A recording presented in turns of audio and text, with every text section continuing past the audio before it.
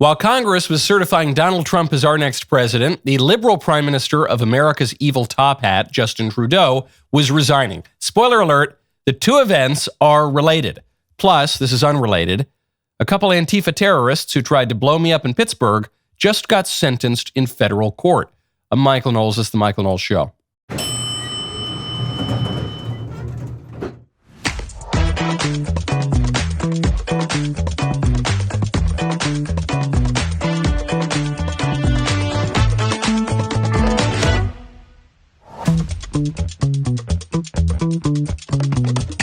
Welcome back to the show. Bill Gates is turning mosquitoes into flying syringes to vaccinate people, potentially against their will and without their knowledge. This is a story I've been trying to get to for weeks on the show, and I keep running out of time, so we will get to it today, I hope. First, though, I want to tell you about Helix Sleep.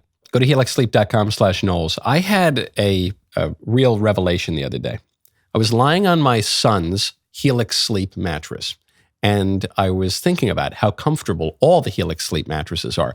But I realized I have a problem, which is that in my guest room, I have a mattress that is not a Helix Sleep mattress. It's just there. It's just, an older mattress, and I haven't thought about it very much because what do I care? It's the guests. I'll keep the good Helix for our stuff, But for the guests, I said, but I realized that's not right. I just need to go all Helix, okay? I should not be depriving my beloved family members and my guests of what is, to my mind, the greatest mattress company in the country, and that is Helix Sleep. Right now is actually the perfect time to upgrade your sleep because Helix is offering an incredible deal. Go to helixsleep.com/Knowles, K-N-W-L-E-S, to get 25% off site-wide, plus 2 free dream pillows with any mattress purchase. That is helixsleep.com/Knowles for 25% off site-wide, plus 2 free dream pillows with any mattress purchase. It's so good, it'll make you even more charitable and make you want to give the gift of Helix even beyond your own bed. helixsleep.com/Knowles. The arc of history is long, but it bends toward justice. However that liberal line goes, it's happened. Mr. Trudeau, up in America's evil top hat, is finally leaving office as the top politician in Canada. Over the holidays, I've also had a chance to reflect and have had long talks with my family about our future. Throughout the course of my career, any success I have personally achieved has been because of their support and with their encouragement. So last night over dinner, I told my kids about the decision that I'm sharing with you today. I intend to resign as party leader, as prime minister, after the party selects its next leader through a robust, nationwide, competitive process. It's over. For the first time since 1959, a Castro is no longer running a country in the Western Hemisphere. That was at least my first take, but then I was corrected because apparently Xiomara Castro is the president of Honduras. So the Castro legacy lingers on.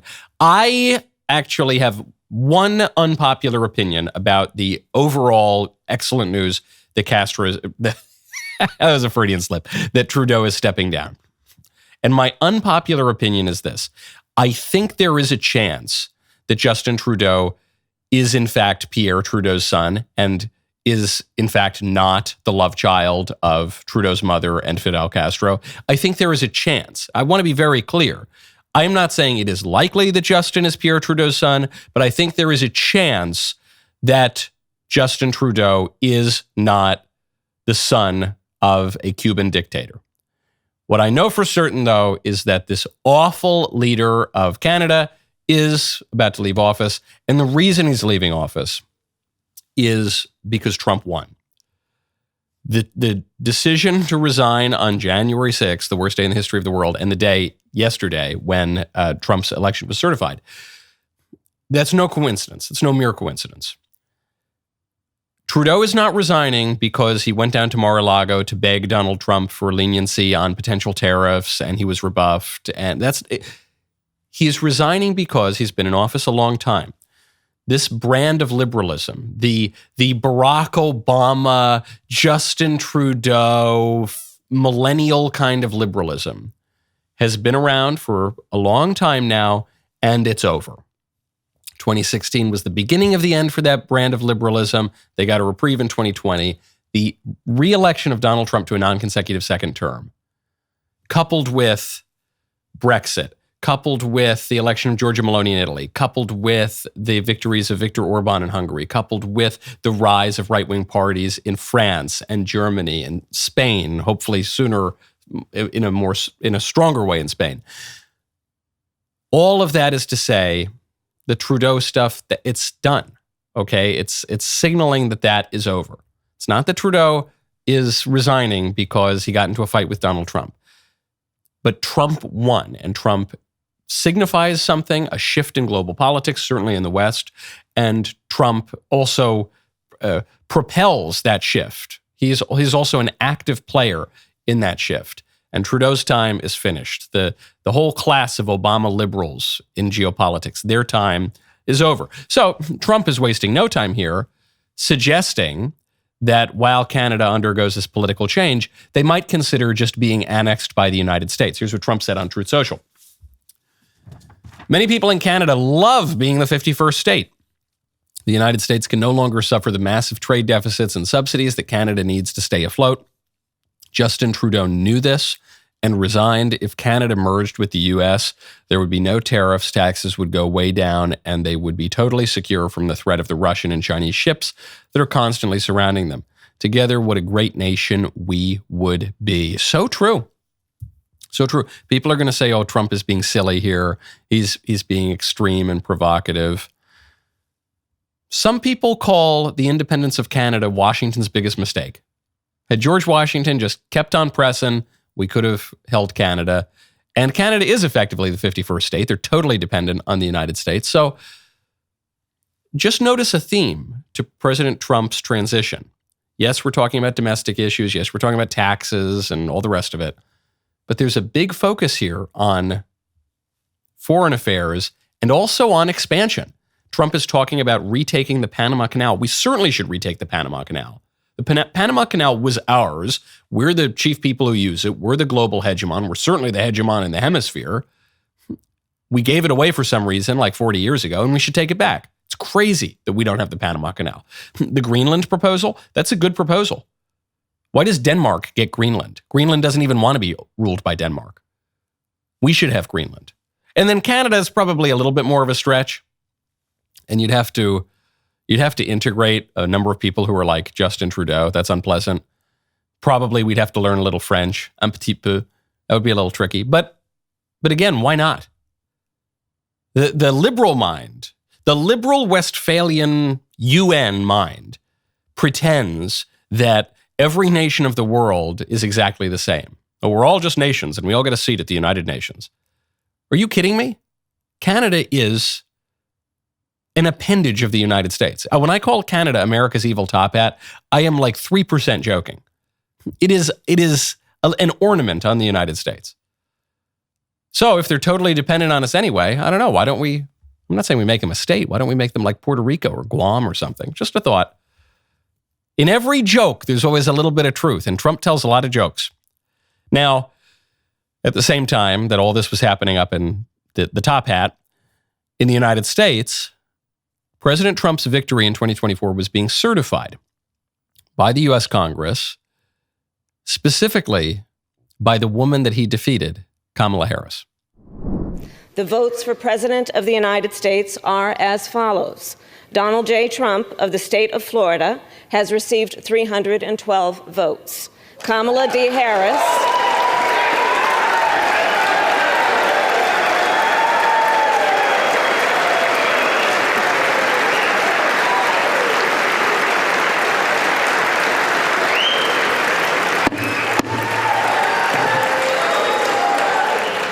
Kamala D. Harris of the state of California has received 226 votes.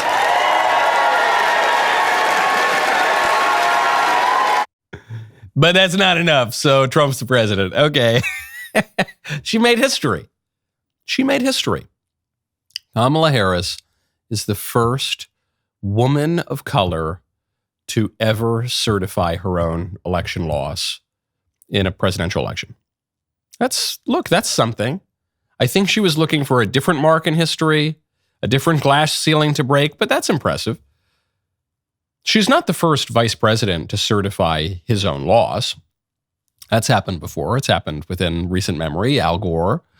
But she's the first Indian and Black, Afro-Caribbean woman who certified her own election loss. Okay, good job. Sounds good. No big deal.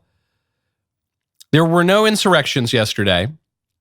There were no tiny little insurrections like, when the horn hat guy got a private tour of the Capitol by Capitol Police. There were no serious insurrections either, like the many, many other leftist attacks that have included explosives on the Capitol within the last century, or like the BLM insurrection, or like the time the libs torched D.C. when President Trump was elected the first time. There was none of that. And the reason is Trump won in a landslide. He won in an electoral college landslide, as you just heard Kamala Harris admit. He won the popular vote. He just won everything. He ran ahead of the senators. He just won. So there was no verve. There was no fervor for any kind of protest. Trudeau's going to resign.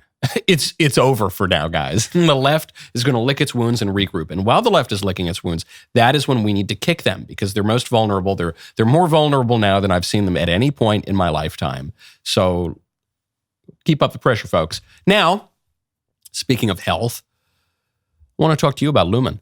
Go to lumen.me/Knowles. Are you ready to jumpstart your health in 2025? Well, I've got a great tool that gives me real-time insights into my metabolism through something as simple as breath. It's called Lumen. Lumen is the world's first handheld metabolic coach. All you need to do is breathe into it first thing in the morning, and you will know exactly what's happening with your metabolism, whether you're burning fats or carbs. Based on your measurements, Lumen creates a personalized nutrition plan just for you. You can also breathe into it before and after workouts and meals so you know exactly what's going on in your body in real time, and Lumen will give you tips to keep you on top of your health game for all those 2025 New Year resolutions. Your metabolism is your body's engine powering everything you do. When you optimize your metabolic health, you can experience improved energy levels, better fitness results, and enhanced sleep quality. I have personally found that understanding my metabolism is a huge key to transforming your approach to your health. Take the next step to improving your health. Go to lumen.me/Knowles, KNWLES, to get 20% off your Lumen. It's incredibly easy to use. You just do it right first thing in the morning. It gives you all this great information. You can use that to craft how you work out that day, how you eat that day. lumen.me/Knowles for 20% off your purchase. Thank you, Lumen, for sponsoring this show. Now that President Trump is officially the president-elect, there is a report out. I don't know, this was going around social media. We don't have the direct words of the president. I take everything that people report about President Trump with a grain of salt. However, it was reported yesterday that President Trump is open to talking about the dreamers when it comes to deportations and immigration. The dreamers are the people who were brought over to the United States as minors, but they're illegal aliens. They've been in the, and so according to the reports, again, take it with a grain of salt, Trump is open to talking about the dreamers. And I think that there are plenty of useful, productive ways to talk about the dreamers. Adios, that's one way. Hasta luego, that's another way to talk about the dreamers. Hasta la vista. My Spanish is not great. My Italian is better. Little touch of French, little touch of Latin. Right off the top of my head, those are three great ways to talk about the dreamers. And that's the only way I want to talk about the dreamers right now. There are going to be leftists who say that's a heartless take, Michael. Heartless. These poor kids who were brought over through no fault of their own. You want to deport these kids. The dreamer kids, the DACA kids, are in their mid-40s right now.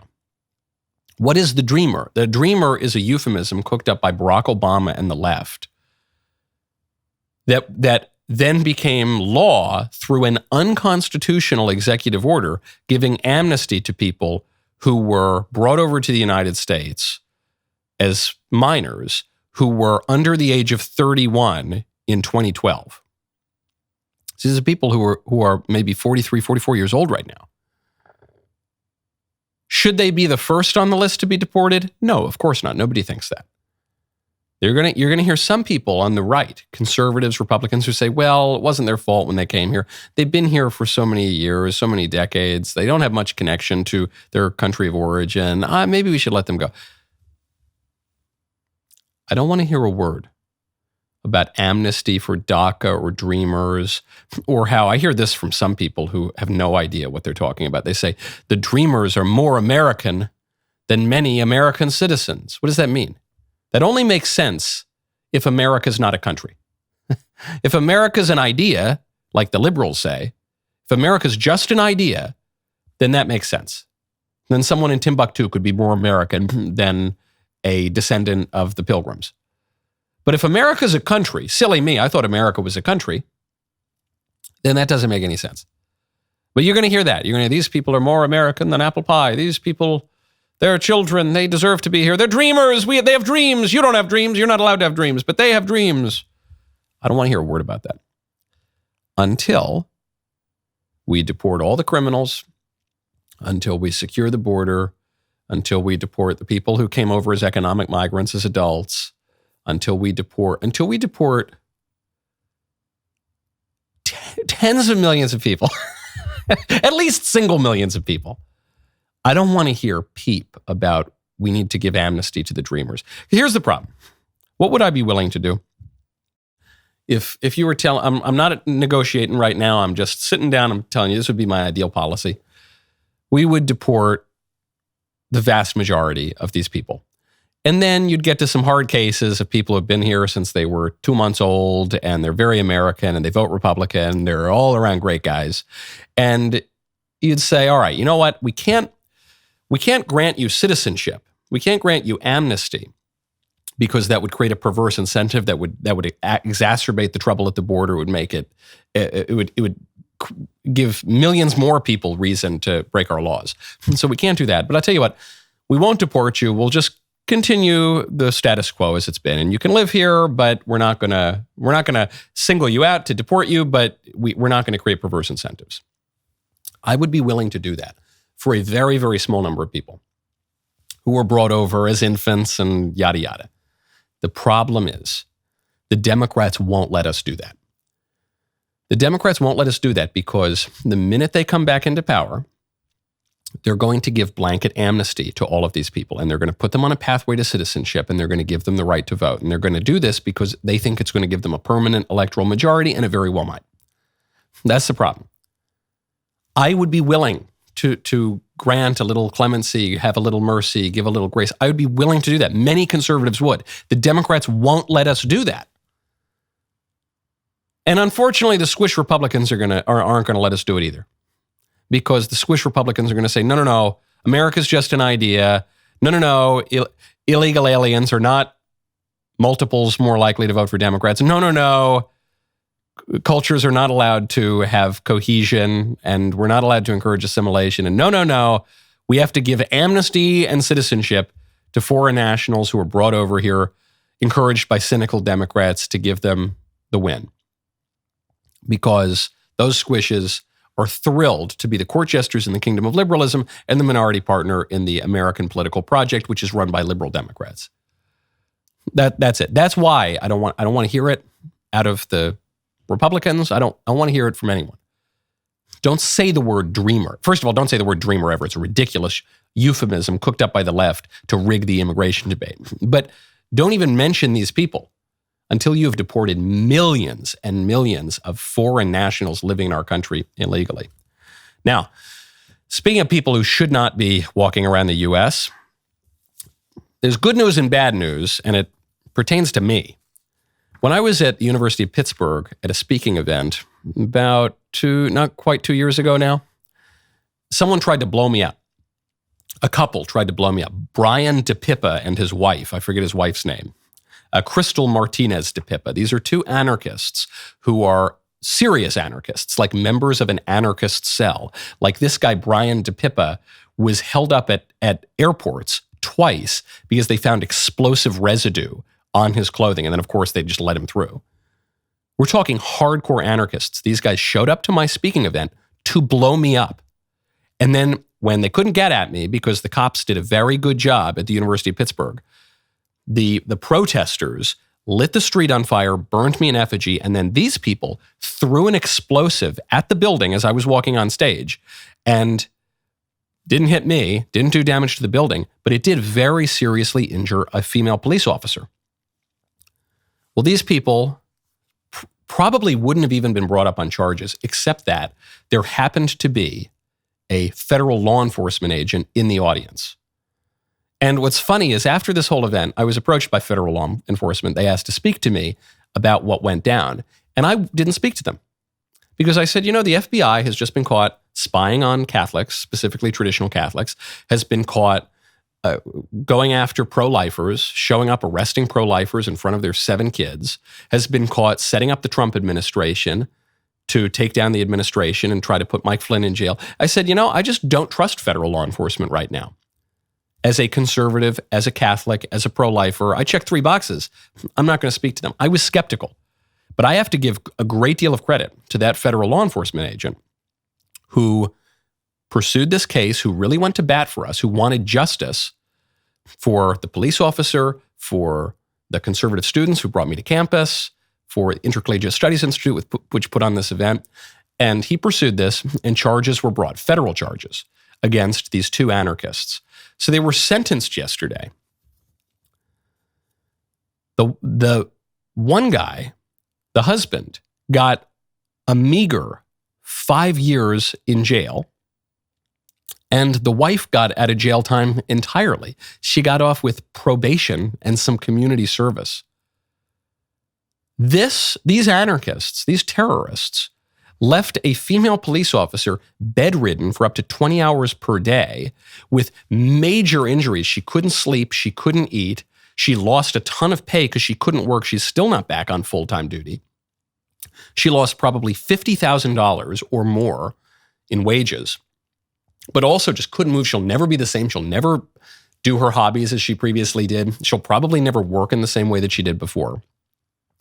They were obviously trying to kill us. You don't throw an explosive at someone's face unless you mean to do serious damage. 5 years in prison? A federal law enforcement agent does a great job really going to bat, trying to get some justice here. The prosecutors go pretty hard.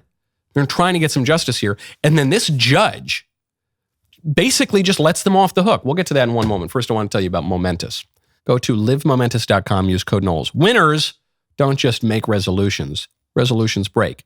Instead, winners just start, and then they maximize on their momentum.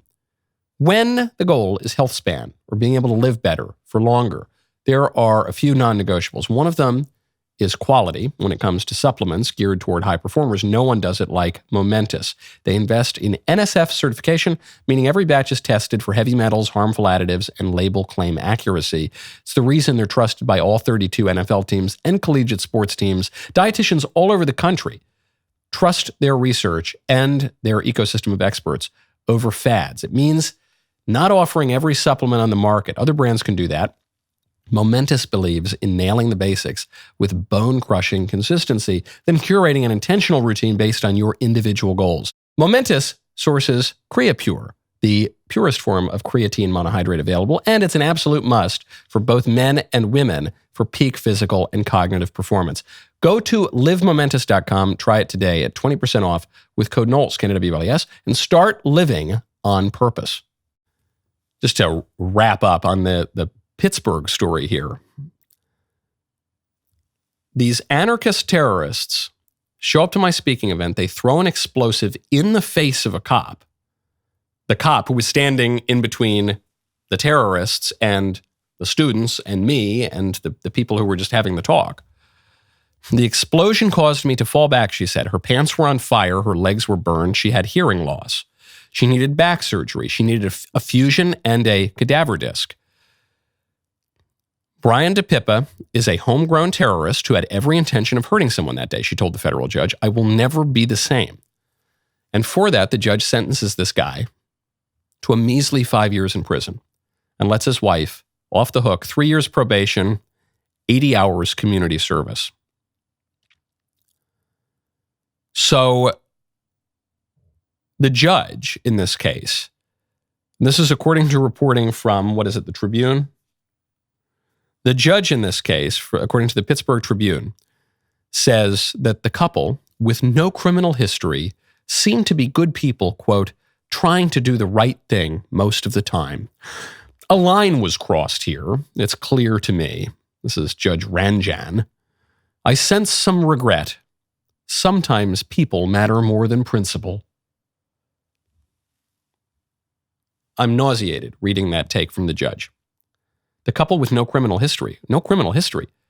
These people are known members of an anarchist cell. They were stopped at an airport twice because they had explosive residue. At least the man had explosive residue. No criminal history? You mean he's never been convicted for a crime before? He's never served serious jail time. He's not serving serious jail time now. He tried to kill people. So that doesn't prove anything. He's obviously a hardened, longtime criminal. As the prosecutor pointed out, these terrorists have expressed no remorse. The female cop has apologized, has accepted, or has decided to extend forgiveness and grace to the terrorists. But as the prosecutor pointed out, he said, this is crazy. The cop is forgiving these people. These people have expressed no remorse. Even the judge here has to say, a line was crossed. It's clear to me. I sense some regret. You sense some regret? What do you mean you sense some regret? Are you pulling out your crystal ball to try to divine regret? Either they've shown regret or they haven't. Either they've expressed remorse or they haven't. They haven't. They've in fact, the anarchists who support them raised a bunch of money, said, free them, raise them money, let's go, implying that they did nothing wrong. And this couple seems to think they've done nothing wrong. No, but I sense some regret. You seem to be good people. You know, you guys are just a good, wholesome couple of anarchists who build bombs in your free time and who sometimes get through TSA with explosives on your body. But you're trying to do the good thing. It's just sometimes people matter more than principle. What principle are they advocating? The principles that they hold are terrorism, anarchy, trying to kill civilians, maiming cops for defending civilians. Those are their principles. I guess the judge agrees with those principles. Look, the principles, your principles are good, but sometimes you got to think about the people. Okay, you crazy kids. So I want you to write a letter, okay, and I want you to do a little community service. And then, Mr. DePippa, you're going to spend 3 seconds in prison. And then you can go back out and try to kill conservatives. And you can maim cops. And you can set off explosives when right-wingers go to university campuses and say things you don't like. Okay, sounds good. Outrageous. Kudos to federal law enforcement here, to the agents. Thank you to the agent who went to bat. Thank you to the prosecutors who did their best, I guess. This judge, disgusting. Now, speaking of transgenderism, which was the topic of my speech of my talk at U Pittsburgh, the ACLU and Ellen Page, now known as Elliot Page, have a message leading into 2025. It's a message you heard in 2023, and in 2022, and in 2021, and probably in 2020, and in 2019. 2018, I think I gave a campus tour called Men Are Not Women and Other Uncomfortable Truths. You've heard this message a long time from the left. Transgenderism will lead you to happiness. My message to my younger self would just be like, you know who you are, and please embrace that. I feel for me, I understood my truth. I felt it very strongly, and it was all of these external forces and noises that pushed and pulled and made me sort of lose track of who I was. And so I guess to my younger self, I'd say, that discomfort and that pain you're feeling, that is not yours, that is theirs. And to just keep going on the journey of embracing who you truly are and that's what's going to lead you to happiness. What does that mean? What does that mean? Transgenderism is going to lead you to happiness. I guess she's saying if you embrace a trans identity, that's going to make you happy. That is demonstrably false. There have been many studies and surveys. We've talked about this question ad nauseum, and it's just not true. Identifying as trans dramatically increases your risks of anxiety, depression, suicide. You're going to be unhappy. So, yeah, okay. Moving on. This whole thing seems passé. And I guess that's a good thing heading into 2025. This whole campaign from the ACLU and Ellen Page, be trans, it'll make you happy, live your authentic self, blah, blah, blah, blah, blah. It just seems dated. It seems passé. If I never have to talk about transgenderism for the rest of my life, it'll be too soon. We've talked about it enough, haven't we? But the left is they're still trying to push it a little bit, but I think it's over. I think most people know it's totally absurd. It seems like something new is on the horizon. I think we're done talking about Can we be done talking about, please? Anybody? Is anybody listening out there in politics? I think we've had enough. I think the weakness of this kind of a campaign proves that. I think the 2024 election in many ways proves that. One of the big issues, even with the bad economy and migration and foreign policy, and we're on the brink of World War III, one of the big issues that drove centrists and people on the center left to vote for Trump this time was that the left proved its poor judgment, the absurdity of its ideology, by insisting that men can become women and forcing that absurdity on little children. I think that was a big driver of people to the polls. I think that's been true for some years now. I think the trans thing is over. It's passé. Enough. What comes next? I was speaking to a priest friend of mine not so long ago, and he pointed out, his Father Benedict Keeley, a wonderful English priest who works, he's been on the show before, he works to help persecuted Christians in the Middle East. He said there have been three big questions in the life of the church. The first one is, who is God? You think about the debates in the early church over who Christ is, the Arian controversy, or Marcionism, or these questions of who is God, who is Christ, who are we worshiping? Then there's another crisis that crops up in the 16th century. It's what is the church? This is the question that was brought about by the Protestant Revolution. What is the church? Is the church just something floating in outer space, or is the church a tangible body with members that has a traceable history? And what does the church mean? And now we're in a third stage, which is what is man? What is God? What is the church? What is man? What is a woman? What is man? What are we? Even beyond the question of sex, are we merely our bodies? Are we body and soul? Are we merely our spirits and our bodies have nothing to do with who we are?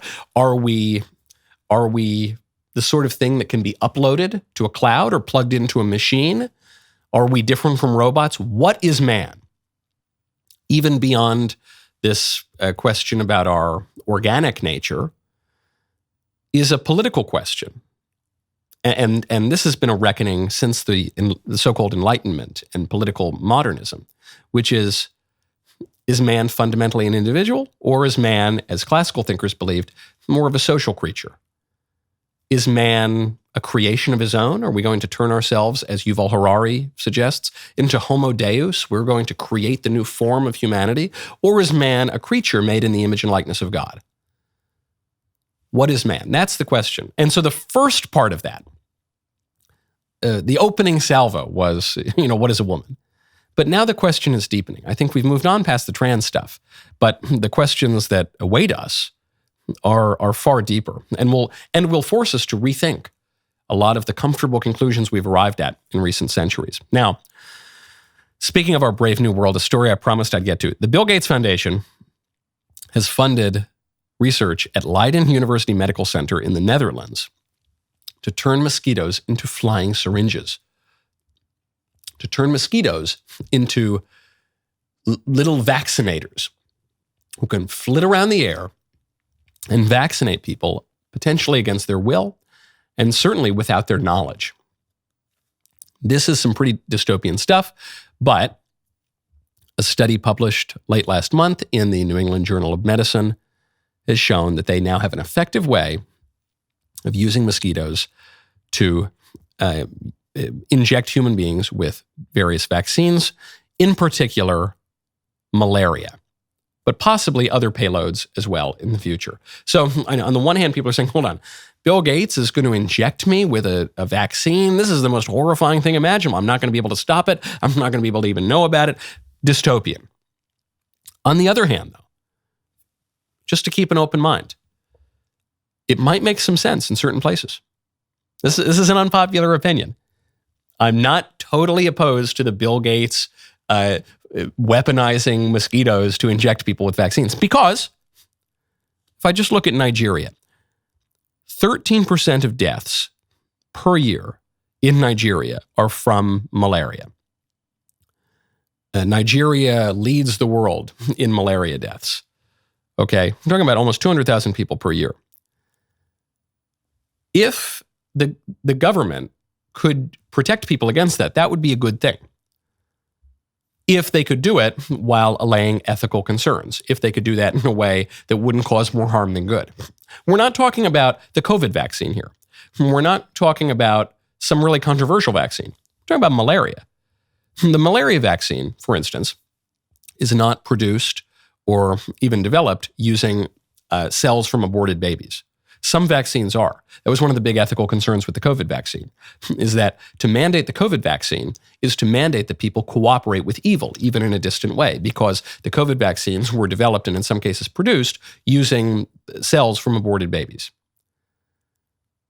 So the question over a scientific advancement like this, I don't think is totally black and white. If you are just a hardcore libertarian or individualist ideologue, you would say, yeah, it is black and white, forget about that. No Bill Gates, no vaccines, no nothing. But if you take politics a little bit more classically than all that, then you have to take it seriously. The question then you have to ask yourself is not merely about procedure, but about substance.